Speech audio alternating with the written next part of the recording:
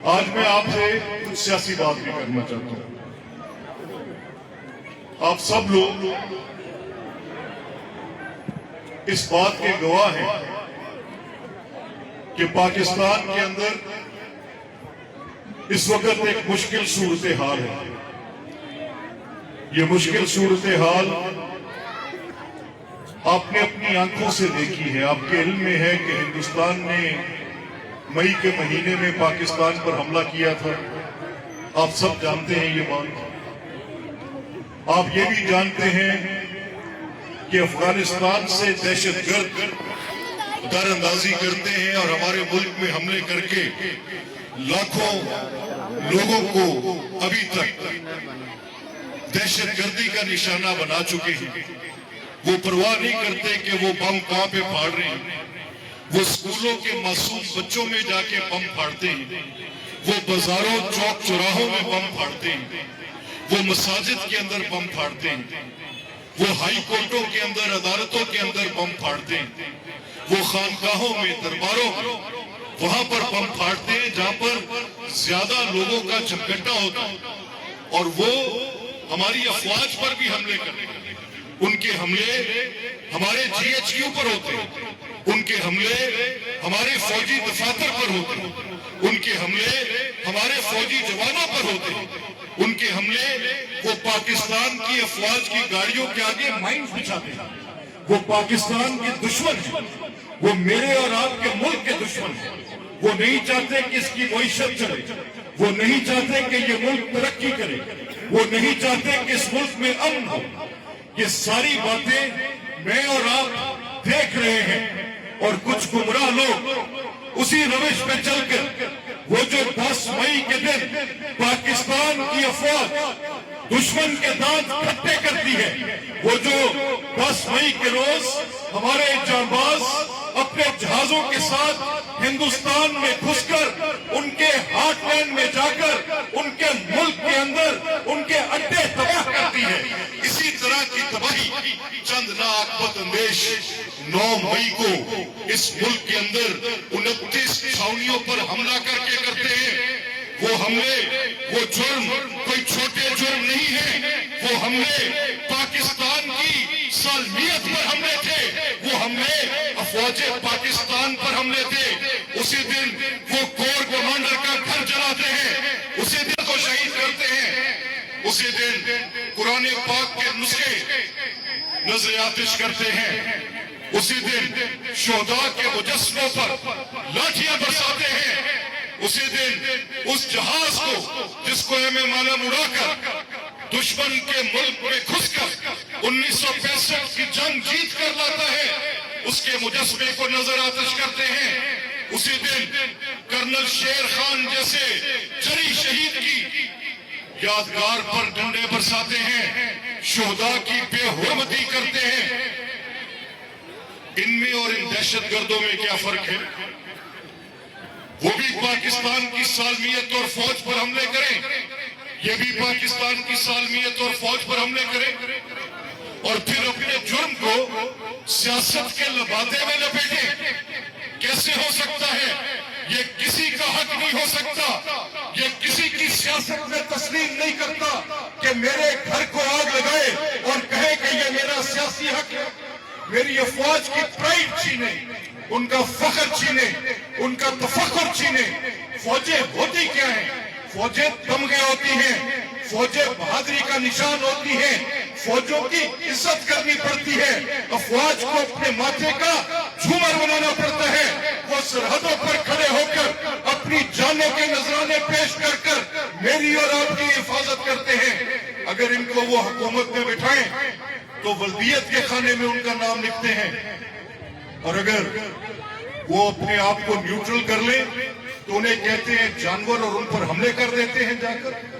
کیا فرق ہے ان دہشت گردوں میں اور ان ناعاقبت انگیز سیاسی گمراہوں میں؟ میں اپنے الفاظ کو کبھی دبا نہیں سکتا، میں کھل کر یہ بات کہتا ہوں کہ یہ جو جرم ہے یہ سیاست نہیں ہے، یہ وہ جرم ہے جس نے پاکستان کی سالمیت پر حملہ کیا تھا، اور ایک طرف یہ 9 مئی ہے اور ایک طرف 10 مئی ہے، اور بھائی ہم 10 مئی کے ساتھ ہیں۔ ہم اس دن جس دن پاکستان کا جھنڈا فخر سے بلند ہوا اس پلڑے میں کھڑے ہیں۔ ہم پاکستان کے خلاف اس سازش کو قبول نہیں کریں گے جو 9 مئی کو تھی، اور یہ یہاں پر سازش ختم نہیں کی، پاکستان کی عدالت کے خلاف بھی سازش کی۔ 5 اپنی مرضی کے جج بٹھا دی اور پھر ان سے کہا کہ فیصلے دیتے چلے جاؤ، 100 کے قریب فیصلے دو، جو شخص بھی آپ کی مرضی کے مطابق نہیں اس کے خلاف فیصلے دیتے چلے جاؤ۔ یہاں پر کام ختم نہیں کیا، پاکستان کی معیشت کے خلاف بھی سازش کی۔ یاد ہوگا آپ کو ایک سی پیک نامی منصوبہ جو اب دوبارہ شروع کیا ہے، اس کو 4 سال کے لیے ڈھکن بند کر کے رکھ دیا۔